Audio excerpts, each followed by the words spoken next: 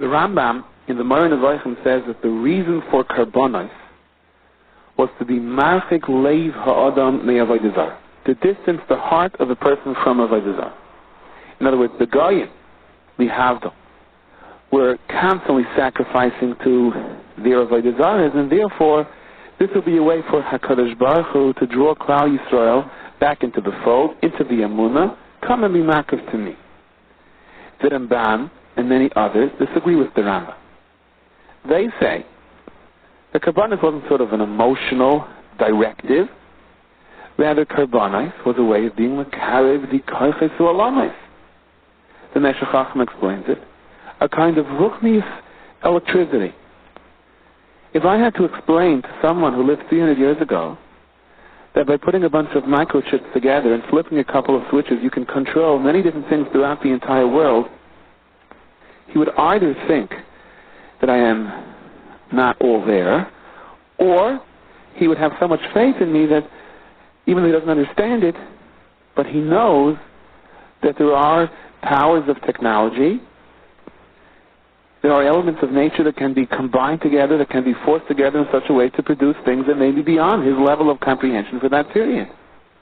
But if I follow the instructions, I can still accomplish what this could accomplish. Well, that's what karbonos are, according to the Ramban.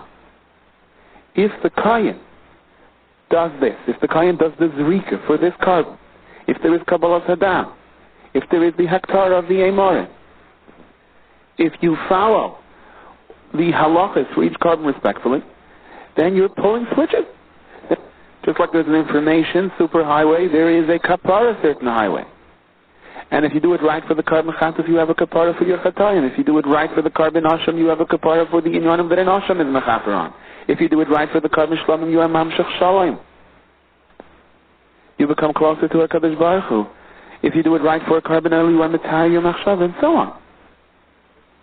So there's a tremendous difference in principle over here between the Rambam, who says karbonos was an issue of just attitude, in the way he explains it in the Moreh Nevochim, in any event, and the Ramban and others who say that it was a lot more than that. It was a complex process of knowing how the microchips are set up between here and Shemayim. And this is how you're supposed to follow through. Now, in the Psukim of Tanakh, we find, even before the building of the Mishkan and the Beis HaMikdash, many were makav karbonos.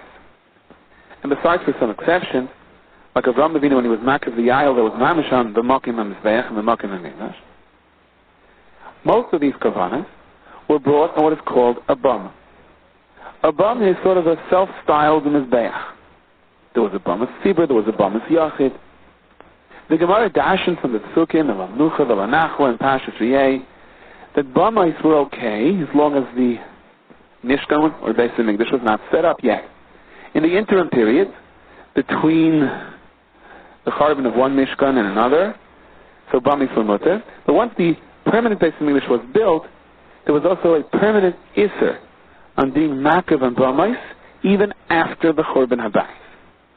But for many, many years, the idea of just going out and being makav a carbon in your backyard was an acceptable concept. Dr. Meshech Chachma, the karbonos on those bamais were a means of Klal Yisrael associating with HaKadosh Baruch Hu, with the Creator of the world, and distancing themselves from the avodah zarah. The Goyim were makav to their gods, and therefore the Yid also had a way of saying, Rabbeinu Shalom, but I want to be loyal to you. The karbonos were an outlet for Klal Yisrael, to keep them away from the avodah zarah. But that's the carbon on the bama, not the karbonos on the Beis HaMikdash. The karbonos on the Beis HaMikdash, that's a whole different system.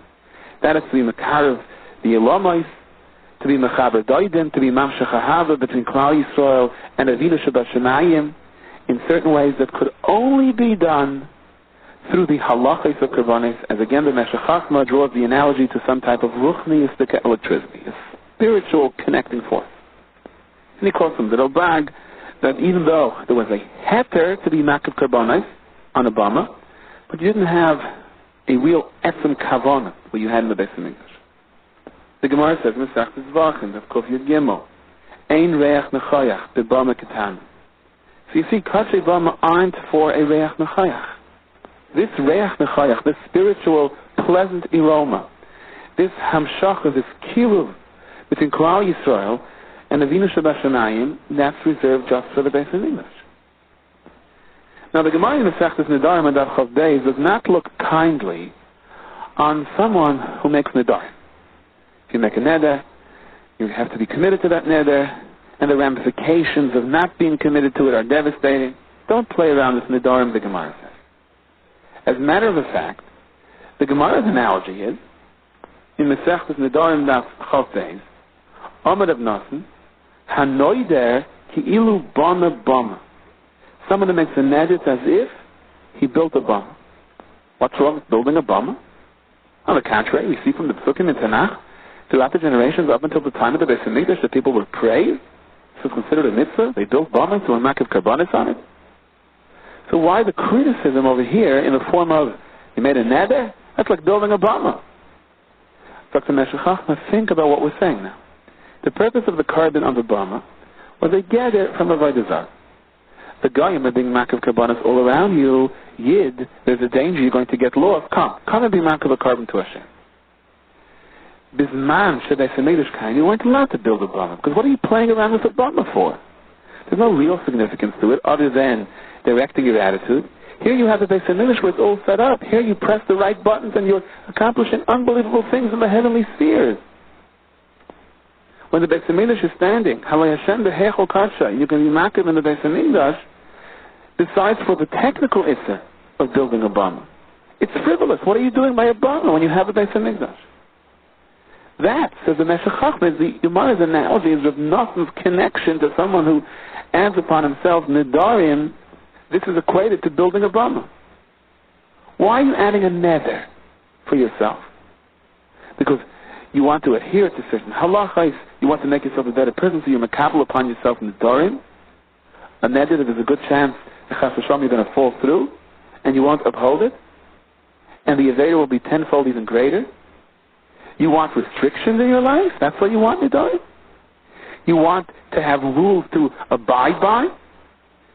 The Taryag mitzvahs aren't enough for you? Aren't there enough existing isurim that restrict the yid from so many different things in life that you can work on? Aren't there enough positive commandments, mitzvahs, or say that you can engage in? You need to add on extra things for yourself. What are you doing? Yes, there is a time and a place for a neder. But why make life complicated for yourself when it's already there? When you have all of the mitzvahs in front of you to engage in.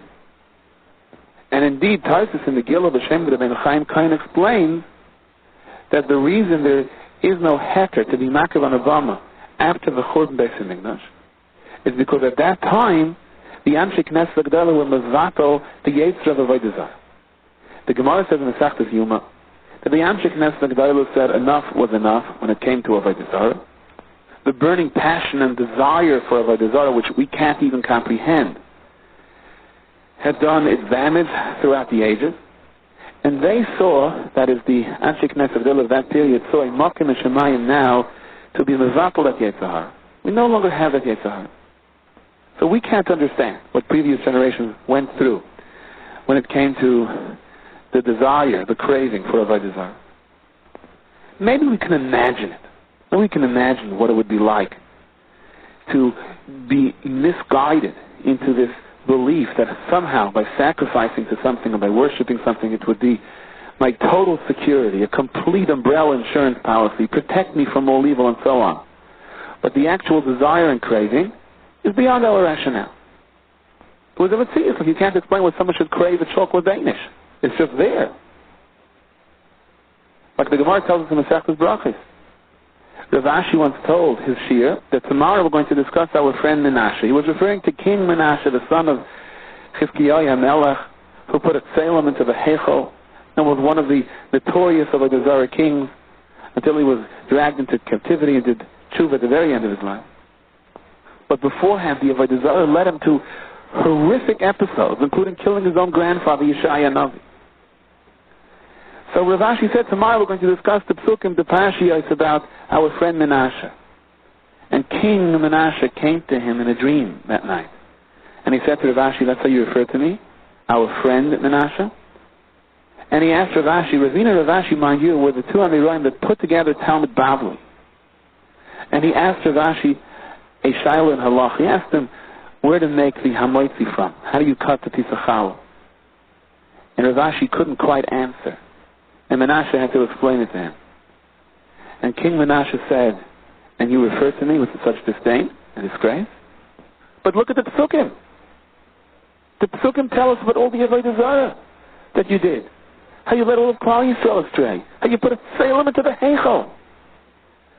And King Menashe told Rav Ashi, had you been there in my days, you would have picked up your cloak so you can run quicker to the Avodah Zarah.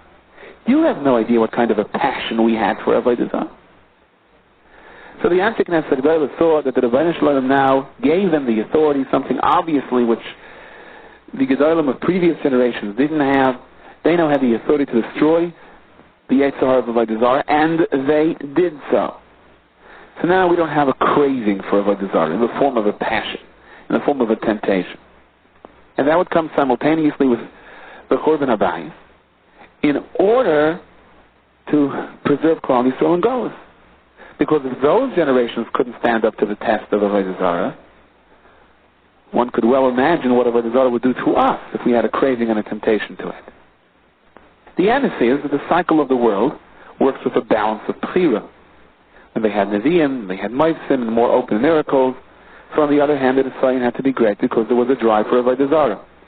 With the Churban Habayis and the great Haftarah, and the fact we no longer have prophets to tell us the Dvar Hashem, so Zeh U'Mazeh, Kadosh Baruch Hu always keeps the balance of Bechira a level playing field, so to speak, and therefore Chazal had the power to be Mazatel, the Koyach of Avodah Zarah also. But whatever the case may be, this is why, as the Meshech Chochmah explains it, the heter to be makriv on a bama was not reinstituted after the Churban Habayis. It was no longer necessary. The only reason the heter to be makriv on a bama was there was to help Klal Yisrael deal with their taiva for Avodah Zarah. Here, come and be makriv to Hashem. But without the taiva for Avodah Zarah, then it's an exercise in futility to be makriv on a bama. You don't have the connections for the ruchniistic electricity that you have when you're makriv karbanis in the base of the Mikdash, or for that matter, perhaps when you learn about the halachos of being makriv karbanis in the base of the Mikdash. For Chazal tell us, Kalawaisik, the Tayris Ayla ki ilu hikriz Ayla. Now the Gemara at the end of Menachos points out, Benaz Ayoyim, Loi nichtav de karbanis, Loi Aleph Lamed, V'loi Lakim. You don't have Hashem's name appearing as Kale, Aleph, and Lamed, or the Shem of Elokim throughout the Parsha of Karbanis. If you look in Parsha of vayikra, all you have is Hashem. Hashem of Yud Kei Vav. And the reason is Shalalitin Pischin Telo Baldin Lachlik. What does this mean? This is how the Meshech Chochmah explains it. Karbanis was a minig by all of the Goyim. They were makriv and sacrificed to their spiritual endeavors, their koiches ruchniim that they imagined, to tzurais, to the sun, to the moon, to just about anything. Now, the Goyim, in general, and it varied from society to society, had their own Avodah Zarah. Each country had its own Avodah Zarah because they believed if we worship the God of our country, He will protect us. He will help us win wars against our neighboring nations, and we invade them and plunder them.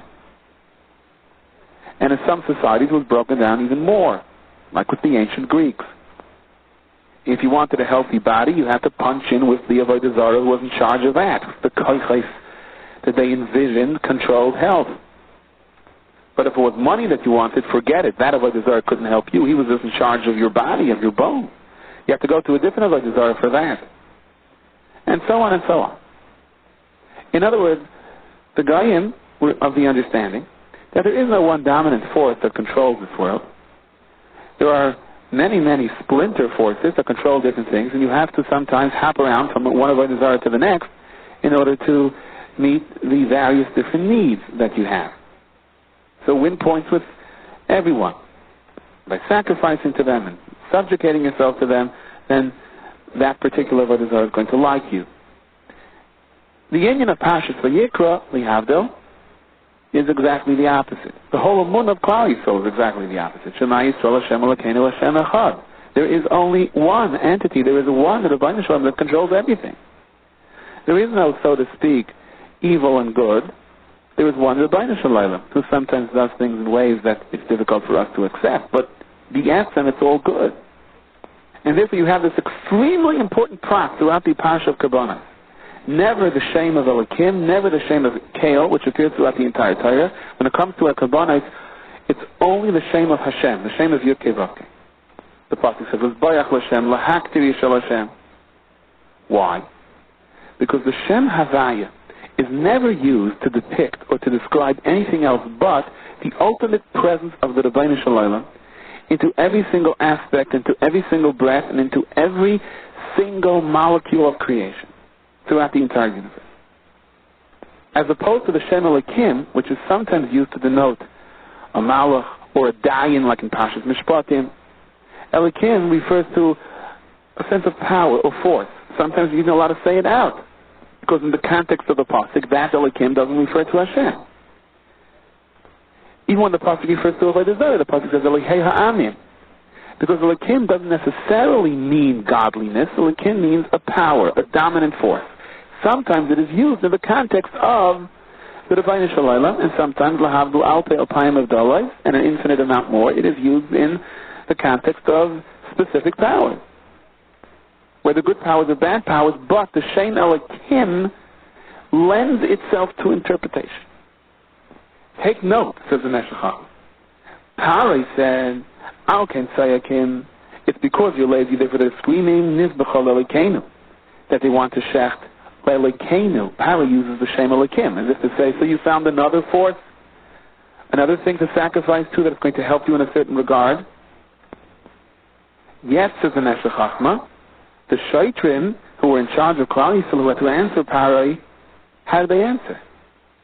They said, Al Ken Atem Oimim Nizbachol Hashem. They didn't paraphrase Pari when he said Elokim, as if to say, we know what you're trying to say. But no, Pari, this isn't just another force, the way you view the forces of the world. This is Nizbachol Hashem, not the way you say Nizbachol Elokeinu. We're talking about the one Rabbeinu Shalom who created the world and controls every aspect of the destiny of every human being and everything else that exists. This is something completely different, something that you're not going to find in your dictionary, in your book of gods, or anything you have ever even envisioned or imagined. So in the Parsha of Karbonos, and we have to understand, coming off the Chet HaEgel, Klal Yisrael was still, to a certain degree, as the Meshach explains it, vulnerable from the many, many years of living under the influence of the Goyim. The Pasuk has to make this clear time in and time out again. While there are many different Karbonos and many different things going on in the Beis HaMikdash, but it is all Hashem. It is all to one creator of this world who controls every aspect of our lives. A very chashuv Rebbetzin told a friend of mine a story which she witnessed with her own eyes. There was a construction worker that was working 4 stories high on a scaffold. And somehow it gave way and he fell 4 stories. Those that saw it shrieked in horror.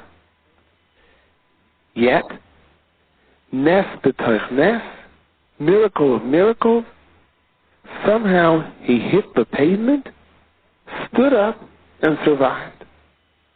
Whether there was some insulation laying over there or something that softened his fall, the fact is, no one thought this person was going to come out alive from this fall. Never mind walking away from it unscathed. And the supervisor, the boss of the construction firm, all the other construction workers came running and they stood around him, and there was naturally a tremendous commotion. And the boss, who was so shaken by this whole event, said, boys, you have the day off. And this particular worker, who fell the 4 stories and got up, pointed to a bar across the street and he said, come on, let's go live it up, and it's on me. And they all charged across the street, not looking where they were going. And then to everyone's horror, there was a screech of brakes, but too late. This very worker who fell the 4 stories was hit by a car and did not survive this second incident. And this Rebbetzin who gave over the story, which she said she witnessed the commotion herself, really had a very good uptouch to it. HaKadosh Baruch Hu gave this person a second lease on life. As he was falling those 4 stories, he should have realized for all practical purposes his life is over. He hits the pavement and somehow walks away from this. Whether Jew or Gentile, whether religious or not, any thinking human being should have stopped right there and then and said, Hashem gave me a second lease on life. It should have been all over. Yet Hashem decided, no, I'm going to give you another chance. I'm going to let you live again. Let's see what you're going to do now with your life. And what was his reaction? Let's hit the bar. Let's live it up. So the Rebbeinu Hashem says, Azai, that's what you're doing with this extra time that I gave you. So forget it, I'm taking it back. Adam ki Yaakov miken, karbin l'Hashem. The Shin of the Rav says, the Rashi Tevis of the word miken is mida keneged mida. When a person brought a carbon of the Beis HaMikdash, that was food for thought. He was mizbainain when he saw what was happening with the carbon, and he said, really, this should be happening to me. But Hashem Yisbarach has Rahmanis on the person, and he commanded that I bring a carbon instead. The tafkid of karbanis was that a person walked away from witnessing the process, saying, HaKadosh Baruch Hu gave me a second lease on life. Now what am I going to do with it? We've mentioned this mashal many times, but it is so appropriate for Parshas Vayikra that we're going to repeat it again. The Aptarov said this mashal. A Yid wakes up in the morning, Shabbos morning. He forgets that it's Shabbos. His throat is very dry. He has to swallow something. And so he walks over and rubs 2 sticks together and he lights a fire. And he's about to place the kettle of water over the fire when suddenly he drops it in horror and he remembers, it's Shabbos morning and I was Machal Shabbos, I rubbed 2 sticks together. He's overwhelmed with grief. How can I forget that it was Shabbos? He comes to shul. It's difficult for him to talk to anyone. Difficult for him to even say Good Shabbos. Every time someone says Good Shabbos to him, he feels like, he knows. He knows. Finally, after davening, everyone lines up to give the Rav Good Shabbos. The Rav tells him Good Shabbos, and he starts crying. And the Rav says to him, why are you crying? Is it something that I said? And the man answers, yes. And the Rav said, what did I say wrong? You told me Good Shabbos. What's wrong with that? It wasn't meant to make you cry. It was meant to make you happy. I got to tell you the truth, Rav. We talk in private. So they step aside into the Rav's room, and he can't even get the words out of his mouth. Until finally he says, I lit a fire this morning. I forgot it was Shabbos. And the Rav says to him, you forgot it was Shabbos. How could you do that? Well, this is the times of the Beis HaMikdash. So the Rav gives him instructions. Tomorrow you don't open your business. You put up a sign. Emergency trip to Yerushalayim due to a personal matter. And the person says, okay, and he's sobbing, and the Rav tells him, look, you don't cry on Shabbos, but right after Shabbos, we're going to take care of this. And he feels like there's this huge, heavy burden weighing down on his neshama. He was Machal Shabbos. And indeed, the entire town is buzzing about this. Stops his business in the middle of nowhere. What personal matter? Why does he have to go to Yerushalayim? And en route to Yerushalayim, people are asking him, why are you traveling to Yerushalayim today? It's not time to be Ego, and he's all embarrassed. And he says, because it is, because of that. He doesn't really answer. Finally, he gets to Yerushalayim, and he's instructed he has to buy a lamb. So he walks into the store, he wants to buy a lamb. And the man is sort of curious, and he asks him, why do you want to buy a lamb for? And he says, well, look, I need a carbon. He says, what kind of carbon? And again, he gets all embarrassed. He says, carbon Pesach. He says, carbon Pesach? Now? In the middle of the winter, we don't bring a carbon Pesach. Come on, the proprietor says, tell me the truth. What do you need a carbon for? I'm just curious. So he says, carbon shalom. I decided to donate a carbon shalom. I didn't want to wait for Yom Tov. I had a reason. So the store owner says, very nice. So here's an animal, but it's in a cave. No. I need a male animal. He says, why? A shalom could be in the cave. Unless you're bringing a chatas. All right, I'm bringing a chatas. Okay, of course, you don't have to tell me, he says. But why you bring a chatas? What did you do? And again, he says, having a horn, he says, a nazir brings a chatas. You don't look like a nazir to me. You didn't let your hair grow long. I didn't see I'm a nazir. I just said that a nazir brings a chatas. The man is struggling. Look, do me a favor. Can you just sell me the animal This really shouldn't be your issue. Oh, no, I just thought you wanted to be friendly, that's all. Listen, what do you want from me? I woke up in the morning and I forgot that it was Shabbos. And I lit a fire. And the Torah says, you forgot that it was Shabbos? How could I yet forget that it was Shabbos? And the man is going through the floor in Busha. He says, please, it's hard enough on me as it is. Finally, he takes the animal, he makes his way to the base of Migdash, and he's standing over there, and he tells the Kohen in charge, look, I want to bring this cart. I said, well, we've got to speak to a whole slew of Kohanim over here. We've got to make sure that you're obligated to bring a chatas. It's not a fully azar. And they lead him into a room, and there's a bunch of Kohanim sitting there, and they say to him, no, tell us what you did. We got to make sure that indeed you're obligated to bring this cart. And he doesn't know what to say. His teeth are chattering. Finally, he says, well, by mistake, I woke up in the morning, and by mistake I kicked one piece of wood, then it fell into another piece of wood, and it ignited a fire. So he said to him, oh, don't worry about it. It wasn't a malachas machshavas. It wasn't an intentional act. So you're not obligated to bring a carbon. And they want to send him home, and then he realizes that, but that wasn't the real story. So finally, with his head down, so ashamed he can hardly look at the Kohanim, he says, well, people, I have to tell you the real story. I woke up in the morning and I forgot that it was Shabbos, and I rubbed two sticks together and I lit a fire. The Kohanim look at each other like in disbelief, and he's looking down on the floor, and finally sort of in concert they sing to him and they say, Wie can a Yid forgessen as the Shabbos? How can a Jew forget that it was Shabbos? What did you do wrong Friday night? What kind of a suda did you have Friday night? What kind of davening did you have Friday night that you forgot that it was Shabbos the very next morning? And he's crying and says, okay, I want a kapara. So finally they take him. And they take him to the point in the Azar where he could stand. And he goes through the whole process. And as he's watching the carbon being shechted, he's told, you should know, this should really be you. And he feels it. And his knees are like buckling underneath him. And when they place the dam, the blood on the mizbeach, they're telling him, you should know this should really be your blood. And in his mind, I would say in his imagination, but more than in his imagination, it was his blood that was being put on the mizbeach. And then the haktara of the carbon, the burning of the parts is going on the mizbeach, and he can't take anymore. He sees himself burning on the mizbeach. And finally he just falls to the floor. He faints. And then, as if in his dreams, he hears the most beautiful music he ever heard. He hears the most wonderful songs he ever heard, and he says, I'm an Olam Haba already. Or at least I'm here. But then they wake him up very gently, and he hears the Levium singing. And once again he remembers, now the whole nightmare starts playing itself out again. What did I do? And finally they tell him, relax. You already had your kapara. Come, we want to show you something. And they take him to a room, they say, look inside. And there's a bunch of Kohanim sitting over there. And you feel the purity in the air, and he sees the Kohanim swaying back and forth. And their eyes are closed. And they keep saying, remember, we're eating this carbon. We want the Bailam to have a kapara. We want the Bailam to have a kapara.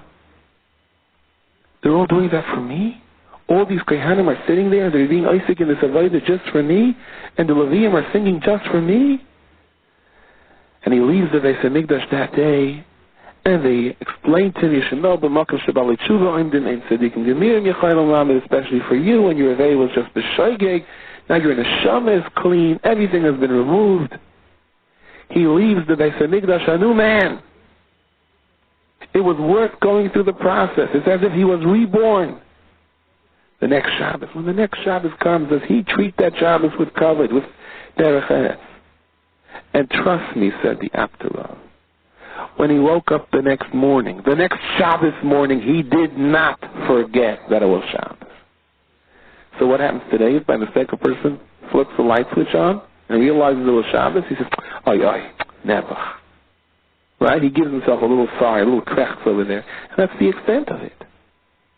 That's the difference between having a Beis HaMikdash and not having a Beis HaMikdash.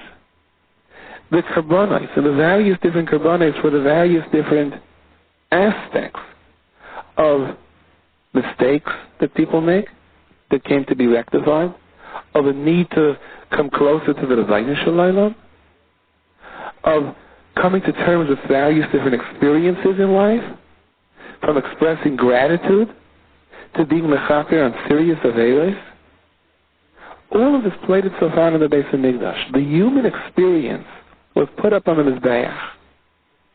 And when you walked away from the Beis Hamikdash, you knew you had a second lease on life. And you knew that the Rebbeinu Shalom gave me an opportunity of kapara. Now I have to use it. Now I have to do the right things with it. The Pasuk says, "Al Pesach Ha'el Moed Yakriv Oisai L'Irtzai L'Lefnei Hashem." Now Yakriv Oisai sounds like we force him to come to the Beis Hamikdash. We bring him closer, whether he likes it or not. On the other hand, it says L'Irtzai, that it's only with his consent and that he wants this. So Rashi, quoting the Gemara, says, being that the pasuk begins Yaakov Oisei, I would think that we force the person to come to Yerushalayim to be Makav the Karban. Therefore, the pasuk says no, only L'Irtzai, only if he wants to. So why then does the pasuk begin Yaakov Oisei? The answer is Kaifin Oisei Achiyam Eraisen. We force him until he says that he wants to. We make him go, but ultimately he has to want to go. And there's the famous Rambam over here that explains how this works. The Rambam explains that we got the Hilchos Gittin, that the emissary Yid wants to be good. In his Pnimius, his innermost being really wants to serve Hashem. It's just that there are other things that block his will, that distort what he really wants. And sometimes if you bring a person to the realization of who he is and what life is all about, so the natural want to do mitzvah surfaces. Schacter Sam Seifer. We have over here a Yid who lives in a little village. And he's busy from morning to night with his parnasa, trying to make a living. He's working on the ground. And he has his routine, he has his pressures, he has his goals. And if you stop a person like this and you say, come and learn a shir between Mincha and Maariv, daven shachos with a minyan, daven a little erloch, at least say out each word slowly. So his attitude is, what do you want from my life?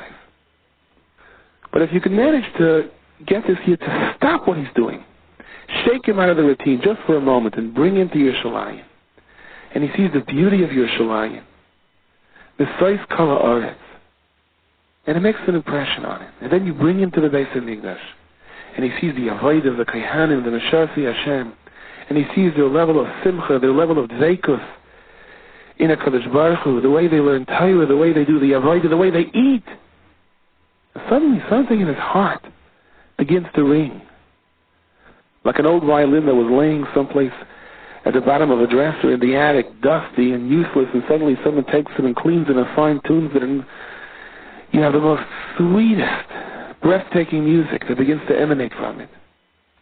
So what happened over here? It took a lot of coaxing to get this Yid to come to Yerushalayim. Yaakov Oisei. We really have to pressure him a little bit. Once he comes to Yerushalayim, once he's by the Pesach Ha'el Moed, it's L'Irtzai L'Lefnei Hashem. Then he is running to be part of this. And this is the yisoid of the Chassam Sofer that the Pasuk is giving us. And really, it's such a tremendous yisoid in chinuch in general, chinuch of children, and chinuch of ourselves.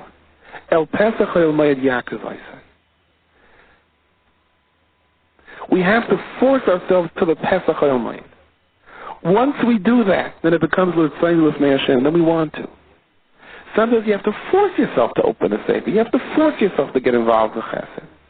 And at the beginning, it definitely does not seem like the thing that we want to do this afternoon. We have plenty of other plans. But once you get involved with a chabura of Erlich Yidin, once you get involved and you have the sweet taste of what it means to daven a Shmoneh and pour your heart out, you wonder, I have to force myself to this? So the pasuk is telling us, you don't feel like doing mitzvahs, you don't feel like getting involved. Remember, all you have to do is to force yourself over to the Pesach Ha'el Moed. There is a Pesach Ha'el Moed in everyone's life, where from that point on it becomes L'Irtzai L'Lefnei Hashem. You're going to want to do it. The cheshek, the enthusiasm is there. It is in your heart. You have to force yourself through the clouds that block it.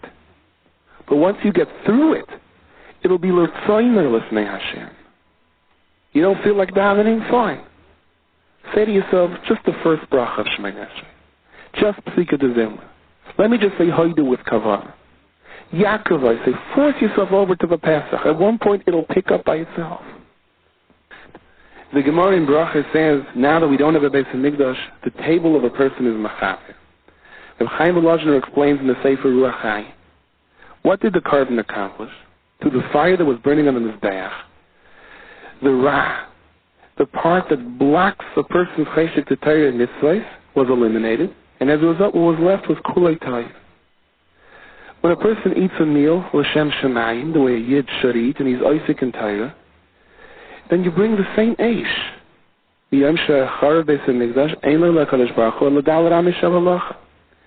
same ruchniistic eish also burns out the ra in a person. A person who eats with the right kavanah to be healthy, to serve Hashem, and he makes the proper bracha, and indeed he uses the energy of his food to fulfill Torah and to be Mekayim mitzvahs, he has brought himself over to the Pasach HaYomayit. He was just makar the kardim. There was a heavenly fire over here in terms of his attitude that burns out the ra, that paves the way for a life of cheshek and love for Torah and mitzvahs. And when you do this properly, the Chaim Volozhiner explains in the Sefer Ruach Chaim, then even the gashmius of a person becomes ruchnius. Like the everyday life that completely changed and took on a whole new meaning when a person returned from a visit to the Pesach HaYomayit. A person sins and he brings a carbon. So let's ask a very simple question.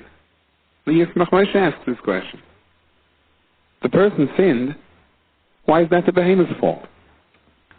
And how is the schacter of this behemoth, or the burning of this behemoth, somehow a ta'i'eles to clean the person from his chait, when it's not the person who has to undergo the suffering?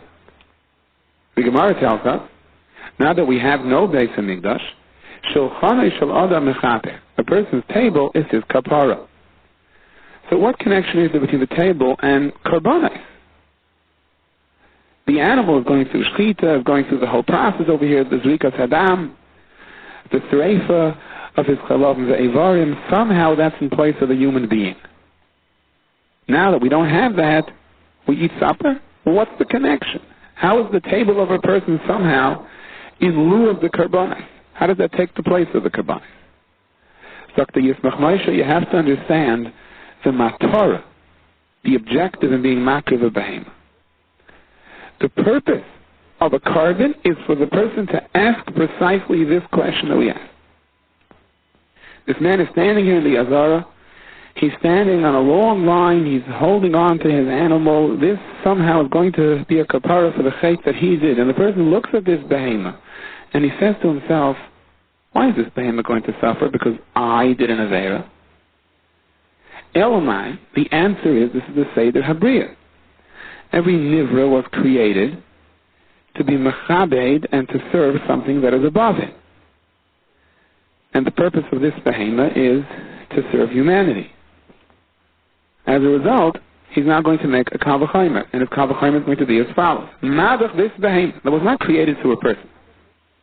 Madach this behemoth, who gets his food directly from the Rebbeinu Shalom. Despite that, somehow, this is just the way it is, that the animal serves the human being.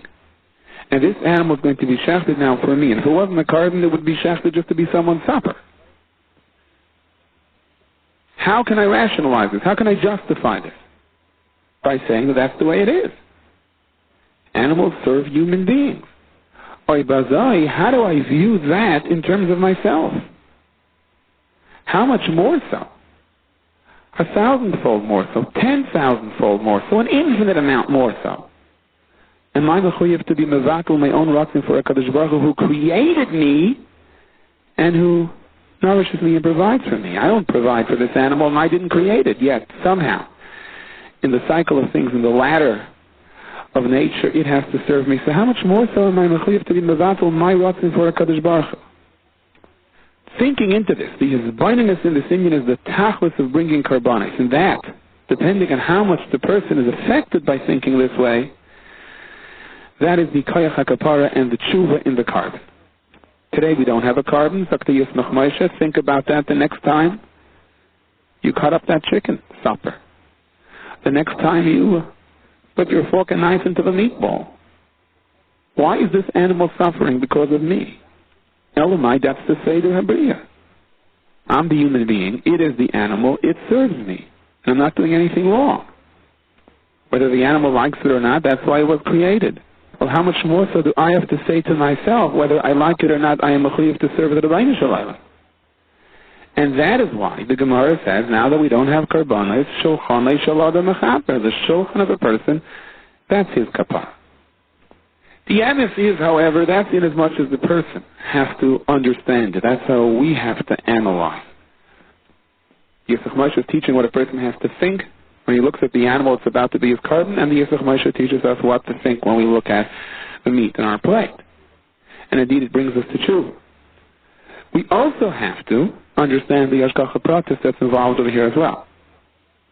In terms of hashgacha pratis, and the emes, there's nothing that's not in terms of hashgacha pratis, because everything in this world is hashgacha pratis. When a person is over an aveira and he goes to the market and buys a behemoth, there's a reason that this individual who was over this aveira happened to buy a specific animal. Nothing happens by chance. The Arizal says, this is quoted in the Sefer Arvei Nachal Drush Aleph, and he quotes it from the Chesed L'Havra. The Arizal says when a person is over a chait, whether it's a serious chait, an easier chait, every chait manifests itself in a loss of the person's neshama. That doesn't mean the person lost his whole neshama, but whatever this means, parts of his neshama fall to the klipa chas v'shalom. It falls to kaifites that are no longer powers of kiddusha. Through the carbon, and particularly the hachna, the bittul, how a person subjugates himself to HaKadosh Baruch Hu, he brings back to himself aspects of his own neshama that were lost. He brings them back to HaKadosh Baruch Hu. And that's the lashon of a carbon. A carbon is really from the lashon of kiruv, says the Avi Nachal, to bring close. When a person is over a chait, he loses.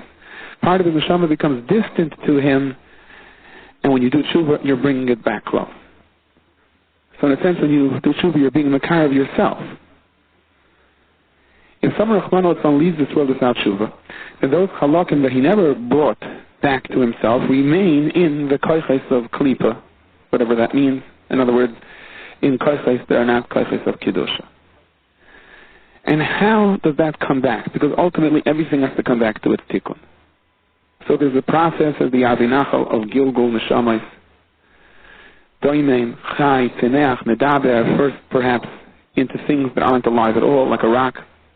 Then Semeach, things that have life, like plant life.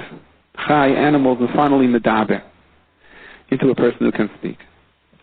In a more serious chait, the Gilgul is in a Mokim Ma'us, in a place that is repulsive. If the chait is less serious, then the Gilgul is in an area or in an arena where it's easier to be misakin. It is a chesed of Hashem Yisbarach that a person who sins and goes out to be makriv a carbon, HaKadosh Baruch Hu will make sure, explains the Avei Nachal, that he will find the behema, which has within it aspects of someone's neshama that was lost to chait.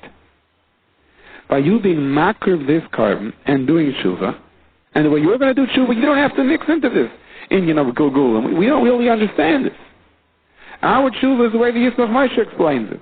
We look at this behemoth, we say, wow, if this behemoth is the shechet, so for me, how much more so do I have to be mevatel my rotten for Hashem Yisbarach? That's our job. But if we do that job properly, so you should know you're also fixing on the neshama here. Because there's a reason that you found this animal to be your carbon. You were over a certain chait, you have an opportunity to do tshuva. Somebody else was over a certain chait, he did not do tshuva. Now, aspects of that neshama are coming to a tikkun through your tshuva. It is, as the Avi Nachal says, quote, Motza min es minai u'mischabrim v'olim gam yachad. You each complement each other. And as a result, you both wind up with the kapara. And that's what the Avi Nachal is really merumis in the pasuk in this expression. The pasuk says, Daber el b'nei Yisrael v'yamarta aleim adam ki yakriv mikem karbin lashem. When any man is going to be makriv mikem from you, carbon lashem. Difficult words to attach. And there are many drashos chazal, many halachis that are learned from these psukim, but listen to how the Avi Nachal explains it. Adam, when a person wants to bring a carbon, you understand the need for the carbon and you understand the objective of this carbon. Mikem, from you. Part of you is missing. because of the avera that you did. Part of your neshama has fallen away from the koiches of Kedusha. Your purpose now is to bring it back.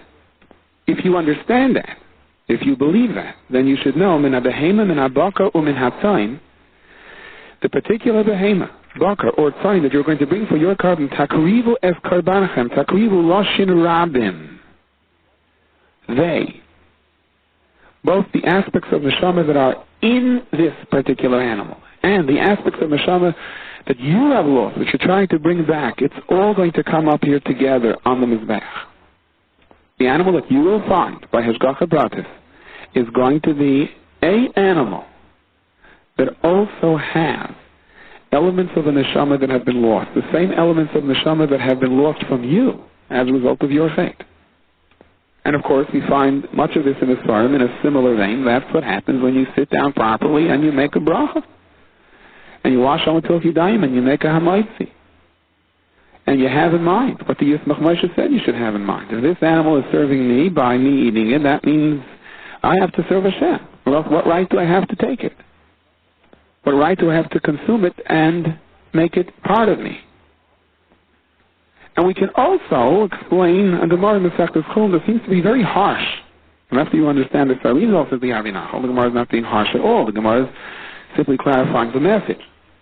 On this pasuk, min ha-behema, min ha-bakar, min ha-tzayin, takrivu es karbanachem. The Gemara says at the beginning of Masechtas Chulin, min ha-behema, this teaches us, lahavi b'nei adam shedainam ha-behema. Even people that are similar to animals. Mikanam, from here we learn, mekablin karbanis mi paisha Yisrael, that you can be mekabel karbanis even from the sinners in Klal Yisrael. Kedei sheyachziru ben v'tshuva, so that they should be able to do tshuva. With the exception of someone who is a mumer l'nasach hasiyayin, who pours wine for a avodah zarah, or someone who is machal Shabbos b'fares here publicly, and presumably this means b'meis, someone who has taught and understands what Shabbos is and still elects to be machal Shabbos publicly. Now, take the Avinachal. The Gemara is calling Pasha Yisrael behemais over here. We compare them to animals. This is not consistent with what the Gemara says about Pasha Yisrael elsewhere. In other places we find a filu Pasha Yisrael malay and mitzvahs karimai. They're full of mitzvahs, like the pits of the pomegranate. And here the Gemara would refer to them as behemais. Furthermore, there's something else a little unique here in the way the Gemara explains this. Normally when the Gemara derives something from a pasuk, so the Gemara will quote the pasuk, and the Gemara will say, well, there's an extra word, an extra letter, l'rabbis, and that comes to include a certain halach. Now over here it doesn't say min ha-behema l'rabbis, that it comes to include b'nei adam shedainu l'behema, that we can accept karbanis from them. Rather it says min ha-behema l'havi, it brings. This pasuk comes to bring. That people who are dying to a behema, in other words, the Paisha Yisrael, you can accept karbanis from them as well. So two questions. Number one, why do we refer to Paisha Yisrael as behemais over here? We don't do that elsewhere.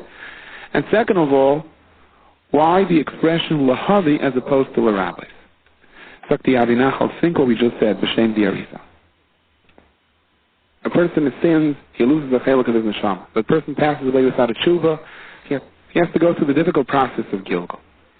Included in that is possibly the person being in a behema, which as the Sefer Charedim explains is a tremendous tsar. The Derech Hashem from Ashlatzato explains this as well. He explains that when a person is megugel in a human being, and most of us are here, not on their first trip to this world, as the Arizal says, most of us are Gilgulim, but when we're here in the form of a human being, we don't remember who we were in the previous Gilgal. Because the purpose of being here in the form of a human being is to be tested again. And therefore, if we knew who we were and what our purpose is, it wouldn't be much of a test. But when the neshama is in the process of the ladder of Gilgal up until it's to come down into a person, and then it is in a behema, it's more like a prison sentence. And it's a tsar for the neshama to be in the behema. Now here comes a person who's alive. He stumbles into chet. Now he's bringing a carbon. The Arizal says you're going to find a behema that has within it elements of chet similar to your chet. And you're going to be marked with this carbon, and you're both going to have a tikkun.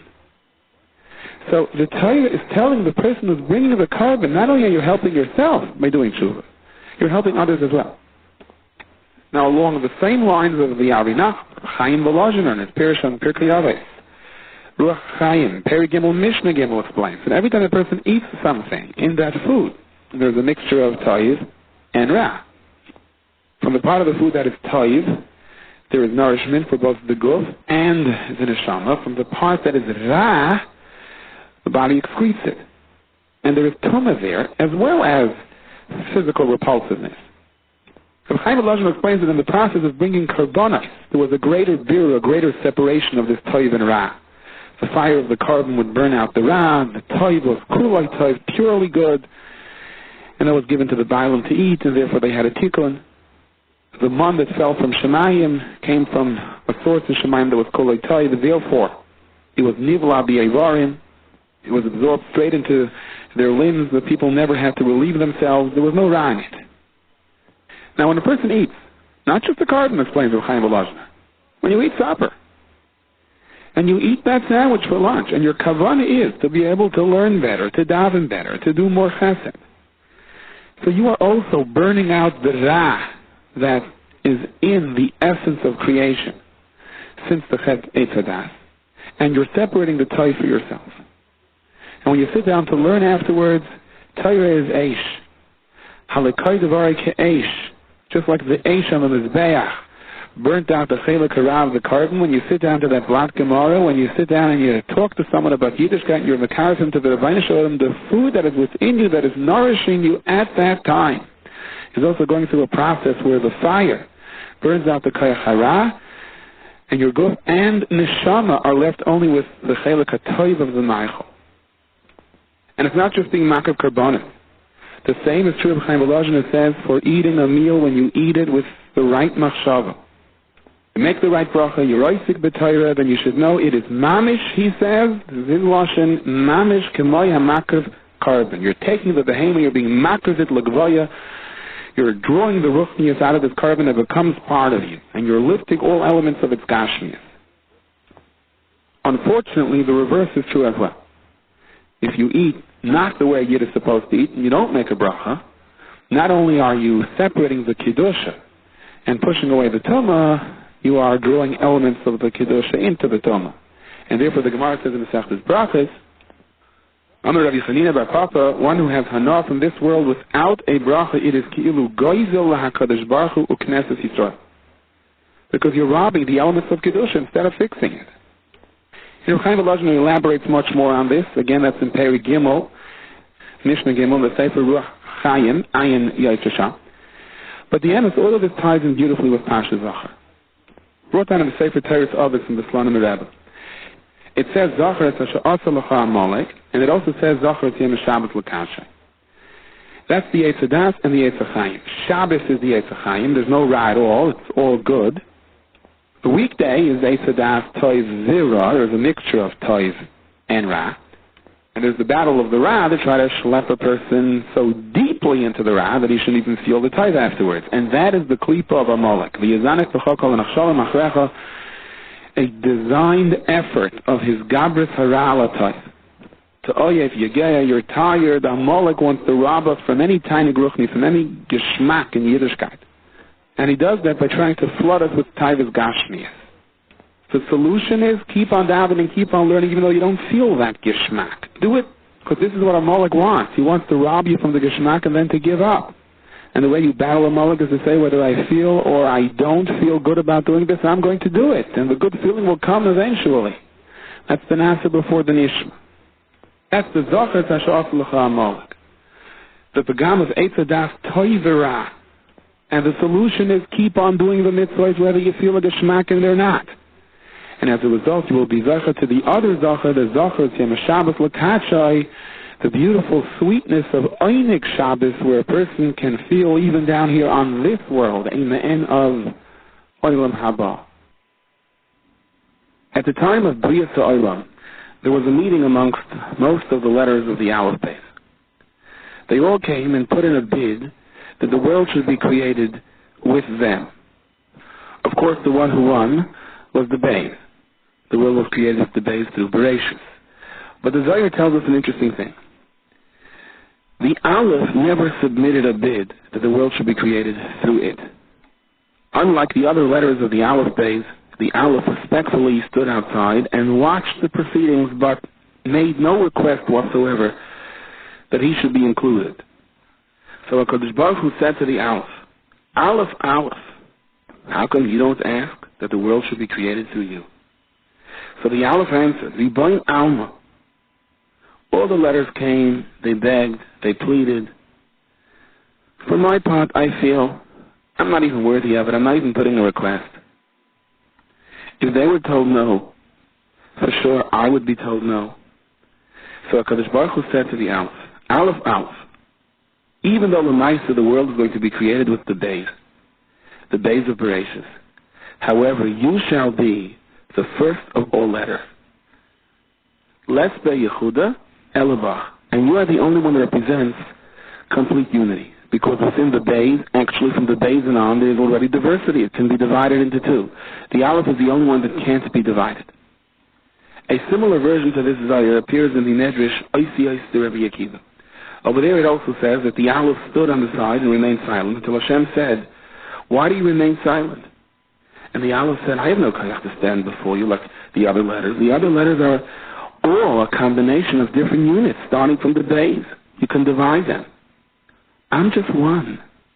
What right do I have to even be so brazen as if to submit a request that you should create the world with me? So the Rebbeinu Shalom answered the Aleph, Al Tira, Sha'ata Roish Lekulan Kemelach. You will be the head of all other Oisiyas, like a Melech. Ubecha, and it is dafka through you, that Ani Asid Litein Toyeli Yisrael. As the Pasuk says, Anoichi Hashem Alekecha. Much is said about the small Aleph at the beginning of vayikra. Clearly, the key to the answer lies in this medrash. The vayikra al Moshe, in a sense, despite all that Moshe Rabbeinu had gone through until this point, represents, at least in as much as Klal Yisrael could perceive, Moshe Rabbeinu's highest madrega of Nevuah. Of course, you had the Aseret Adibris, and you had Moshe Rabbeinu going up for 40 days, the giving of the Torah, the building of the Mishkan, but all of that, in a sense, was the beginning of the process that ended over here. Now that the Mishkan is in place, now that the Hashoras HaShechina is in place, now that Klal Yisrael is positioned around the Mishkan, and we're ready for beginning our Avodah. It is in the first pasuk of vayikra al Moshe that Rashi clarifies the main yesod of Nevuah. Rashi explains, L'chal Tibros, L'chal Amiros. Before it said Vayedaber Hashem, before it says Vayomer Hashem, before it says Tzav, there was always a Kriya. The Eibush always called Moshe Rabbeinu beforehand. A lashon of chiba, a lashon of love, a lashon of affection, a lashon that Malachim and Shemayim use, the Kara Zeh Zeh. By contrast to the Nevi'ei Ummah Sa'olam, HaKadosh Baruch Hu appears to them, says Rashi, B'lashon Aroi V'tumah, as it says Vayikar Lekim El Bilah. Vayikar as opposed to Vayikra. Now, there are about 6 Rashis, there are different Girsayos how the Rashis are broken up, but there's about 5 or 6 Rashis in this first pasuk of Vayikra al Moshe Vayedaber Hashem Elav V'yom Leid Leima. Each of the Rashis basically deal with the same theme, the Nevuah of Moshe Rabbeinu and how that was transmitted to Klal Yisrael. After Rashi explains the meaning of Vayikra, Rashi goes on to explain that HaKadosh Baruch Hu spoke to Moshe Rabbeinu in paragraphs, so to speak, to give him time between each parsha to think things over, to absorb it, to digest it. And Rashi makes a point of saying this is to teach us how we are supposed to teach Talmidim. Don't throw too much at them at the same time. They're going to lose it. Little by little, give them time in the middle to rest, give them time in the middle to think it over. And basically the subsequent Rashis in this pasuk all deal with Nevuah. That the Nevuah was said to Moshe, to be given over to Aaron. Me'yoyol Moed, that the tremendous koil of Hashem went only until the Yoel Moed and no further. Only Moshe Rabbeinu can hear it, and it's not because the koil of Hashem was low. Koil Hashem b'koyach, koil Hashem b'hadar, koil Hashem shoiver arazim, the voice of Hashem breaks the cedars. But this huge, loud koil stopped by the opening of the Yoel Moed. It came through the Kruvim to Moshe Rabbeinu. It stopped by the opening of the Yoel Moed. If you could forgive the analogy, sometimes if you have an electrical appliance that you connect straight into the plug, it will be destroyed. It can't handle the amount of electricity that's going to run through it. So you have a transformer or an adapter, and its purpose is to take in the full thrust of the electricity and then to hold it back, to break it down and inject it into the appliance slowly, or only the amount that it can take, so that it has enough to function, but not too much so that it can't handle it. That's what's happening over here. Befrat, after the Chet Egel, Klal Yisrael could not take the level of Nevuah the way they did beforehand. The Mishkan was sort of an adapter, a transformer. It can take in the Yeshuas HaShechina, and Moshe Rabbeinu, through the Mishkan, would absorb it, and then disseminate it amongst Klal Yisrael, and spread it thin, break it down so that every person receives the amount that he needs, he or she needs, relative to that person's madrega. The pasuk says the nevuah came from the Yael Mayit. Rashi goes on to explain, Yochel Mikalabai, you might infer that it came from the entire Yael Mayit. Talmud Leimer me alakapayas, it came from above the cover on the Aron. Yochel me alakapayas. Kula, I would think it came from above the entire cover of the Aron. No. It specifically came through Midain Shnei Kruvim, between the two Kruvim. The two Kruvim had the faces of a small child. Chazal are teaching us that the Iker Kiddusha HaTorah comes in our transmitting the Torah to children. V'limadatem oisem es b'neicha. Moshe Rabbeinu, who would attain a level of Nevuah that no one else will even come close to, receives the Nevuah from the highest source in the most powerful way, but its ultimate purpose is explained in its very origin and connection to this world. Midain Shnei Kruvim. Teach it to the children of Klal Yisrael, from when they're very young and wholesome and pure, and continue to teach them until they are old enough to be able to teach others. In the last word of the pasuk, Leimar, Rashi also goes on to explain this in the context of how Moshe Rabbeinu deals with Klal Yisrael. Leimar, go out and say to Klal Yisrael, says Rashi, Divrei Kevushin, conquer them with words of pride. Say to Klal Yisrael, don't look at me and say, I'm sure they will have this tremendous level of Amunah, this tremendous madrega of Nevuah, but you are so far removed from that. Adarabah, just the opposite. Understand that Bishvilchem hu nidvar imi. It's only because of you that he speaks with me. The Haraya, all the 38 years that Klal Yisrael was in the Midbar, Kimenudim, after the Chet of the miracle, HaKadosh Baruch Hu didn't speak to Moshe Rabbeinu. So if you sort of weave a golden thread between all the Rashis of the first pasuk in Vayikra, it's very clear that this pasuk is the pasuk of Nevuah and transmission of Torah to Klal Yisrael.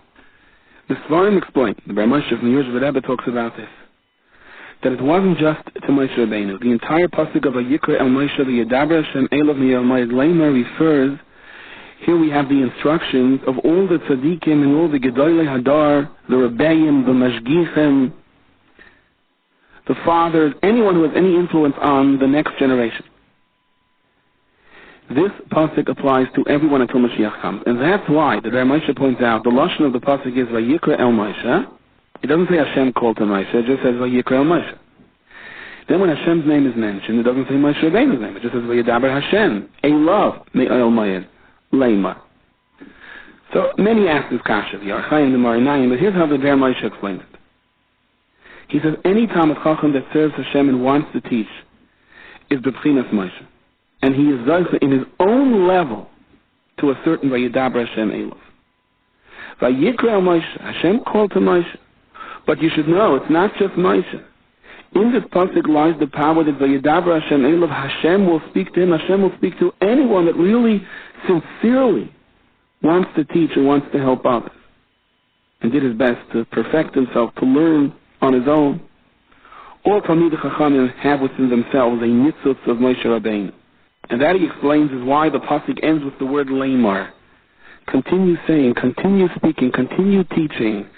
Anytime a Yid sets aside a little part of his personal own life to be the Mekayel of someone else, and you become part of this pasuk, then you are included in the word Leimar. To say, this refers to all the people who are saying, who are trying to reach out until Mashiach comes. It's interesting to note, there is a Messiah in Klal Yisrael. What is the first pasuk that you teach a child when he begins to learn Chumash? Vayikra El Moshe Vayedaber Hashem Elav Mi'el Mayed Leimar. And if you think about it, it makes so much sense based on how we simply learned Pshat in the Rashis over here in this pasuk. This is the pasuk of chinuch.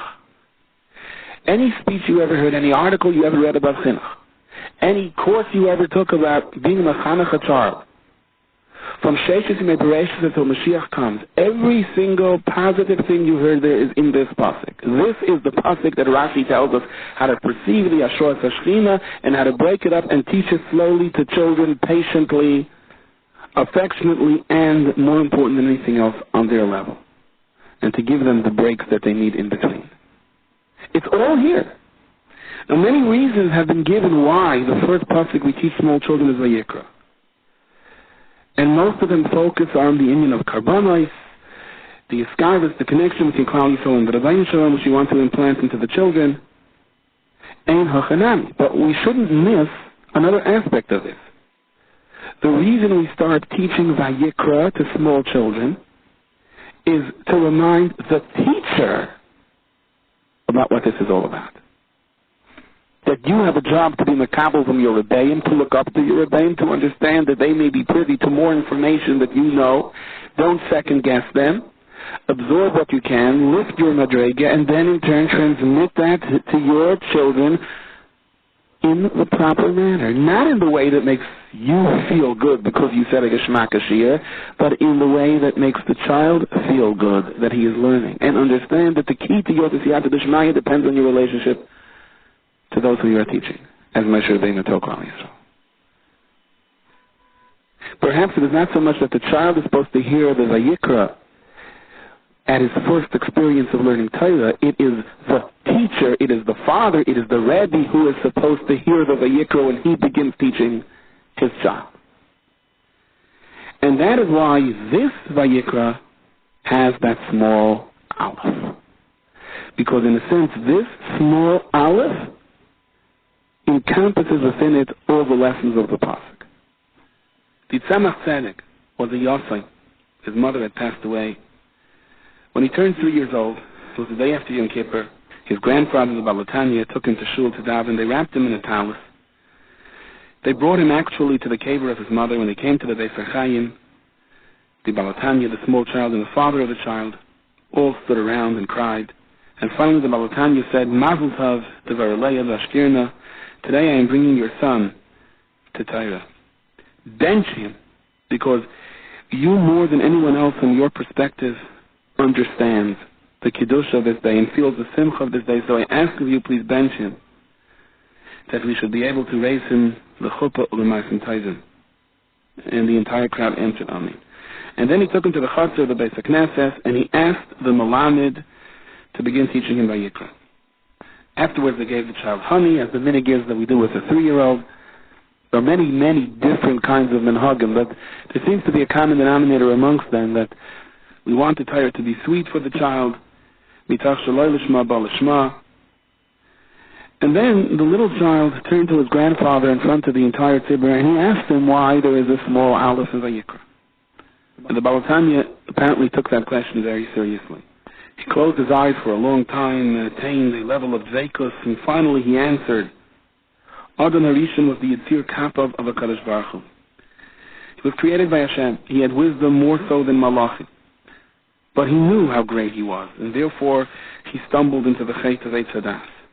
Moshe Rabbeinu also knew who he was, but he was careful not to make the same mistake. Moshe Rabbeinu's position was, in all due respect to what I know, perhaps had someone else had the opportunity that I had, being the son of Amram, the 7th generation of Avram Avinu, perhaps someone else would have learned and understood even much more than I did. That was Moshe Rabbeinu's position.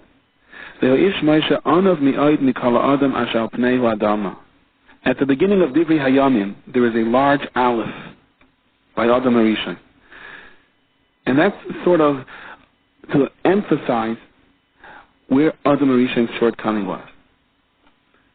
In contrast to that, at the beginning of Vayikra, which is also a kind of Divrei Hayamim, because it represents the beginning of the transmission of Torah through the form of Avodah, through the form of Klal Yisrael being active participants in the Avodah, that same aleph appears small.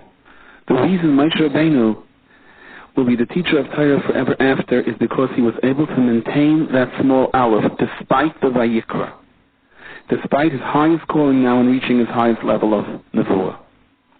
Does a Melamed feel proud when he teaches children Aleph Beis? He ought to. He's giving them their Yesod for life, and perhaps the Kedusha in his heart is going to filter its way through into the hearts of children. It is said about the Katzke, it is said about the Vilna Gaon that they came back to visit their Aleph Beis Rebbe before anyone else. They said over here they are sure everything came Mei Sinai. We had mentioned before, and the Ber Moshe discusses this, that the Kruvim had the faces of small children. Mibein Shnei HaKruvim is Rashi Tevis Moshe. You have the Mem, the Shin, and the Hey. Moshe Rabbeinu knew more Torah than anyone else ever will. Moshe Rabbeinu, whoever considered his knowledge in Torah to be equal to a Rebbe who teaches Aleph Beis to a small child. Relative to what there is to know, do I know anything, said Moshe Rabbeinu? But this is my job. I have to transmit Torah at my level. And the Pasuk makes it very clear that that is the precise reason that Vayidabra Hashem Elov. The Eibishter spoke to him and to any other Talmud Chacham that to use the Torah in the same manner. He is also Zaycha to the Siyata Deshmaya and to be Masik Torah Sa'emes. The Ber Moshe points out there were many vayikra that appear in the Torah until the vayikra of Moshe. None of them have a small aleph. It is precisely now that Moshe Rabbeinu has, in a practical sense, finished all of his lessons, spent all of his days in Shemayim, built the Mishkan, and if there was any reason to feel a mashahu of his nasus, of taking in the realization that no one will ever know as much as you do, it would be now. And now is where Moshe Rabbeinu maintains that small aleph. That's where the Pasuk emphasizes this now. The Gemara says in Masechta Shabbos, Aleph Bina, that's where the aleph and beis are together.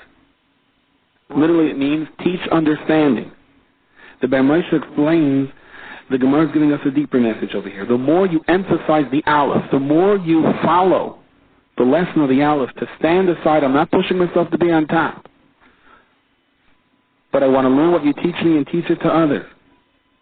Then the more Bina, the more you will be Zaycha to understand. Because Anova and Madregos and Nevuah go hand in hand, they're inseparable. Aleph Bina, the more you emphasize the lesson of the Aleph, the more you understand and the greater your ability to teach others. The Tzaddik Rosh Shlomo Sassev was well known for a special Koyach HaBracha to heal people that were not well. Rosh Shlomo Sassev married off an Einikel to one of the famous Rabbanim of his time. And he traveled to that city to be there for the Chasna. The issue was whether or not he would stay for Shabbos Sheva Brachos. Some of the Hasidim of the Mechutin of the local Rebbe foolishly made a cheshbon that if Shlomo Sassev is going to stay, he'll draw the attention. He was the one that had the famous personality. And everyone is going to talk about the guest, and no one's going to talk about their Rebbe. So, no one's going to talk about my Rebbe. That's not good for me.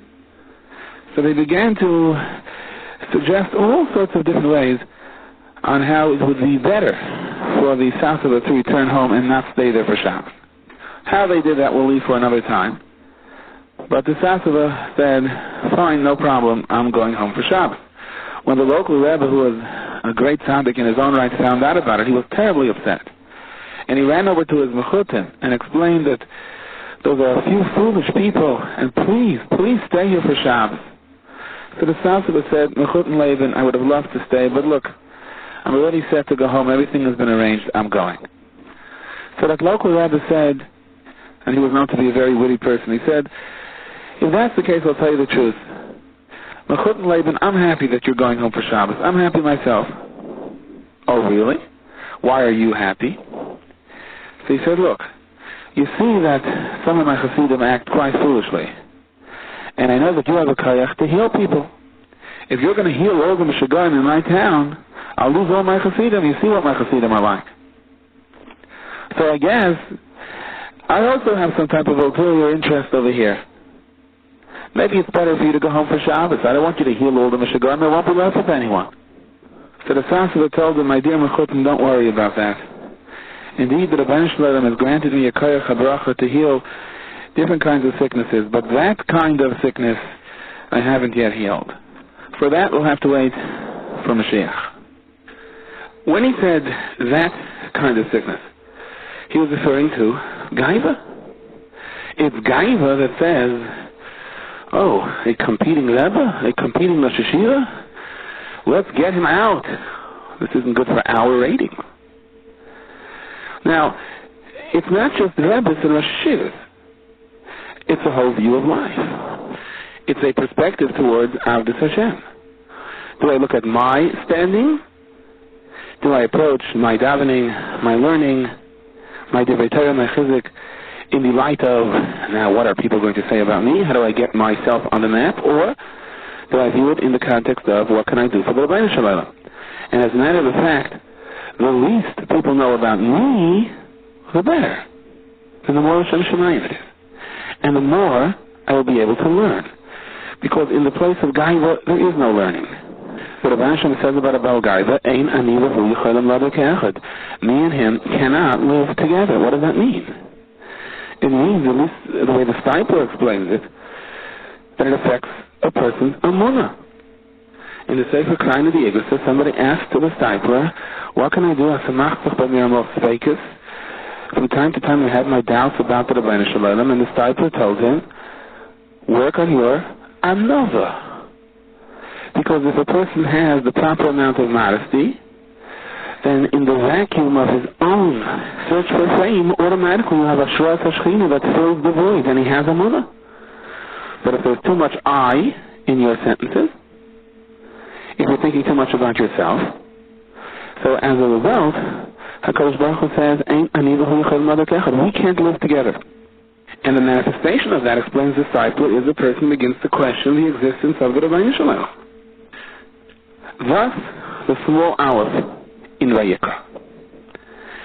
You have to understand that Parshas Vayikra represents the functioning phase of the Mishkan or Beis HaMikdash. In Truma v'Tetzaveh we were given the orders. We were given the instructions to study. In Parshas Vayakol Pekudei, we were given the green light for actual assembly of the Mishkan. But it's in this week's Parsha, it's in Parshas Vayikra, there were makov karbanos. You had karbanos in Parshas Tetzaveh also, which was the chinuch for the kohanim and so on. But the carbon as it applies to every single yid. At the point in the Mishkan where we get past the assembly phase and chinuch phase, and we begin to apply the Mishkan to our everyday life, that's in Parshas Vayikra. And therefore, before we go anywhere, within the very first word, the lesson is already the small aleph. You've worked very, very hard to put this Mishkan and Beis HaMikdash together. This is a vehicle of a Shoras HaShechina. This is a means of every Yid stepping in over here and feeling the presence of the Rebbeinu Shalom beyond any shadow of a doubt.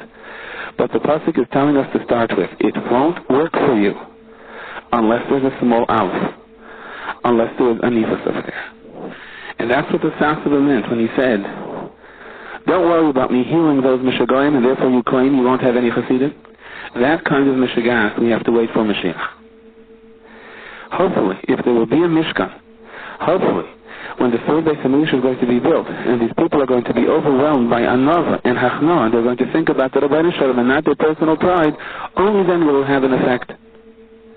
Beforehand, I believe my efforts are going to be useless. For I can heal only those who want to be healed. Rashi explains that the HaKadosh Baruch Hu appears to the Rishayim, if he has to appear to them, without any prior warning. For them the Lashon is vayikra. By chance, he happened to appear to them. By a tzaddik it's vayikra, a calling. There's a hachana. The tzaddik is given time to prepare. There is anticipation, both on part of the mashpia and the makabel, to the nevuah. Moshe Rabbeinu did not want Parshas Vayikra to begin with a big aleph. That would have meant that the very first word, that the opening word of Akravas Karbanos stresses the greatness of Moshe Rabbeinu. And therefore Moshe Rabbeinu insisted on the small aleph.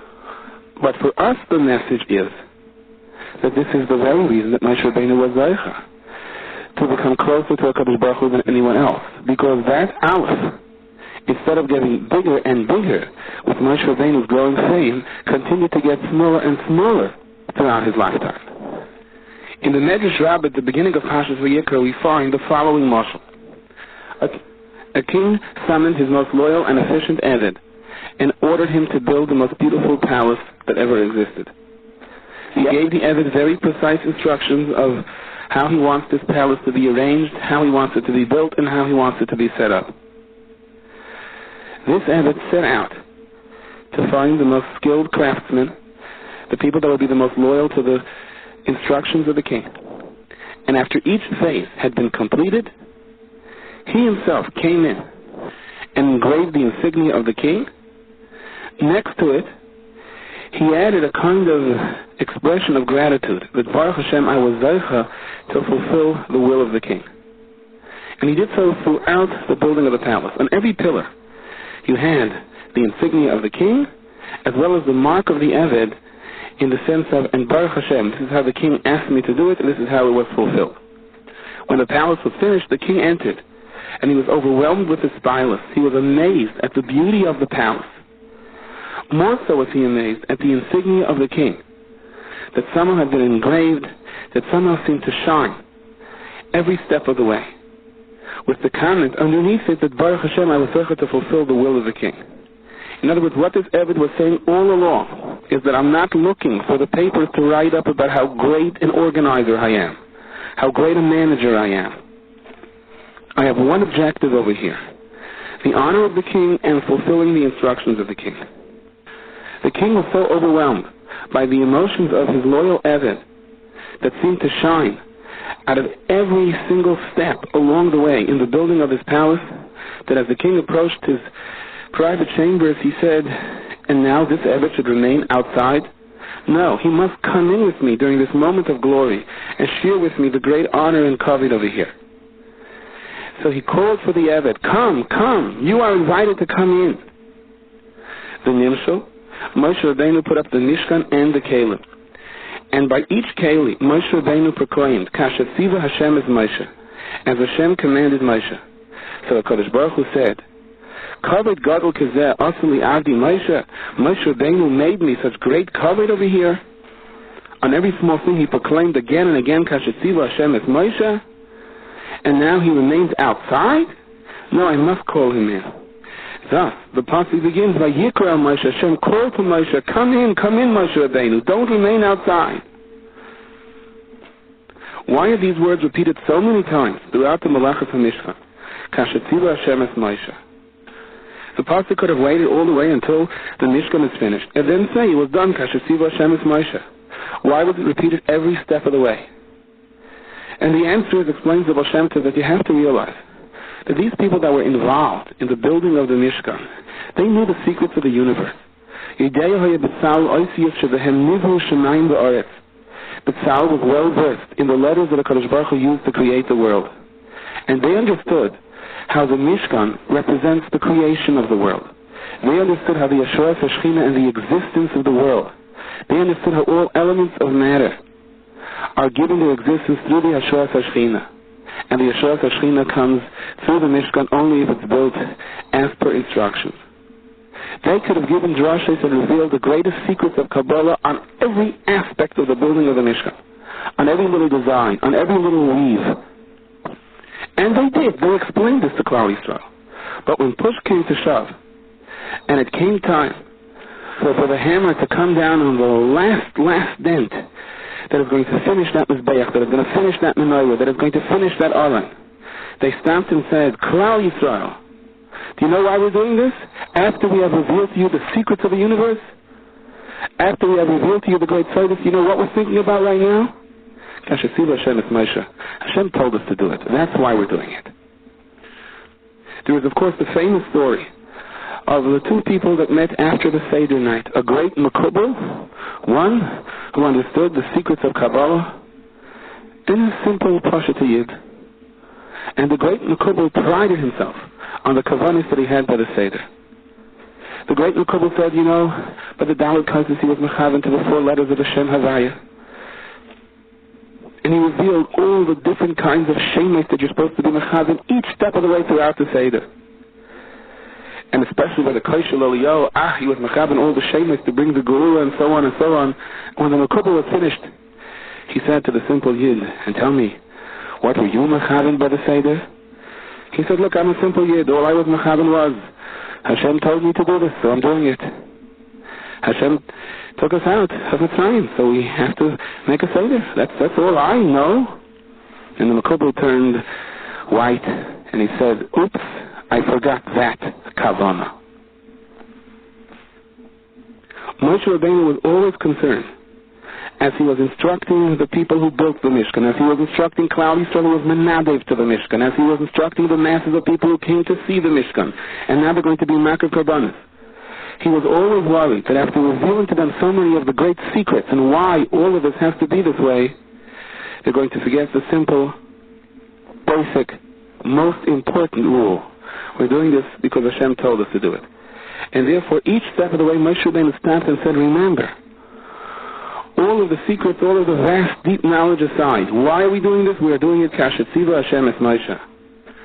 I know of a very big Erlich Yid who used to give shiurim in the shemus of Tefillah, in the kavanis of Tefillah. He was well versed in the Siddur Hashash of Rav Shalom Sharabi, the great Makubal, that special Siddur that reveals the secrets of the universe.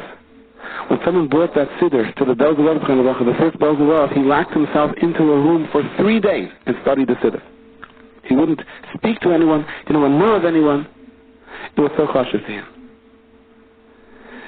Yet, this Yid, that I know about, a very chashuv Yid, he used to give shiurim in this. When it came to daven, he davened in the simple Tikkun Meir Siddurim. That was the Siddur of his time, the standard Siddur that you would buy in the Svarim store. Simple Siddur. Nothing there. Besides davening and the copyright information on the front page, and perhaps a simple instruction here and there about what to do if you forgot Yalav Yova. And people asked him, so how come you daven that simple Siddur? He said, because all of the other shiurim, that's my limud HaTorah. But when it comes to davening, I know only one thing. Kasher Tziva Hashem es Moshe. I don't want to know anything else but pronouncing the words and being mechavan to the simple meaning of the words. We are mispal to HaKadosh Baruch Hu every day to give us chachma, bina, and das. Rashi explains that chachma means wisdom. Bina is to be made in davar mitach davar. Wisdom means I present a lesson to you, and you have the IQ to be able to grasp the lesson and understand it. That doesn't, however, mean that you have the ability to apply it elsewhere, where you aren't given specific instruction. That's the next level of wisdom. That's Bina. Bina means not only do I understand what I am taught, but I understand how to absorb it, internalize it, and then apply it to different situations. What is Das? Das, Rashi tells us, is Ruach HaKodesh. But let me ask you, so we're mispal for Chachma, that seems like a valid tefillah. We're mispal for Bina. Are we also mispal for Das? Are we mispal for Ruach HaKodesh? Isn't Ruach HaKodesh something that only a select few in a generation merit? When I wake up in the morning and I get ready to daven and I organize my bakashos for the day, is that what I really need? Do I need Ruach HaKodesh? And if you learn through a Sefer Mesillas Yesharim, you see that there are many steps on the ladder until you get to Ruach HaKodesh. Rabbi Avram Abba Fruitman Zechat Tzaddik L'Vracha was one of the closest Talmidim of Rav Shlomo Mendelovich, said that he once completed Mesillas Yesharim with his Chavrusa. When they finished, the Chavrusa said, I don't know if the Rebbe has Ruach HaKodesh or not, but one thing is for sure, all of these midas that a person has to acquire until he reaches Ruach HaKodesh, that the Rebbe for sure has. And Rabbi Avram Abba, who was a very close Talmud, said, are you accusing the Rebbe of not having Ruach HaKodesh proper? He has all the midas up until Ruach HaKodesh, and Ruach HaKodesh as well. That was the conversation between the two of them. Then they walked in to hear the shir of their Rebbe. And Rav Shraga Feibel began the shir. He spoke about the importance of being mashpia Torah to Klal Yisrael and not looking at personal fame. And then he pointed to Rav Avram Abba, as Rav Avram Abba himself said, and he went on to say, and this fool thinks that I have Ruach HaKodesh. He has nothing else to worry about, whether I have Ruach HaKodesh or not. That's not the issue. The issue is teaching Klal Yisrael Torah. His Talmidim heard that lesson and devoted their lives to it. So the Medrash says, Talmud Chacham, she'ein by das, a Talmud Chacham who has no das, nevela tovim mimenu. A carcass is better than him. For Moshe Rabbeinu also didn't come in until he was summoned, until the Kadosh Baruch Hu called to him. How do we interpret das? Dr. Svasenis, we interpret das with the understanding that I can know everything in the world, but it's only if HaKadosh Baruch Hu gives me the command and allows me to do it, and I'm His messenger, only if I view it in that light am I zeicha to any higher madrega. If not, all of my knowledge is useless. That's what we are mispowered for. We are mispowered for simplicity. I am your messenger. And if we master that, then we have Ruach HaKodesh also. This shiur is distributed by Koladaf, 11 Stay Chemet Street, Yerushalayim. For donations, please call 02-5383-999. Fax 02-538-0267. Post Box 57035.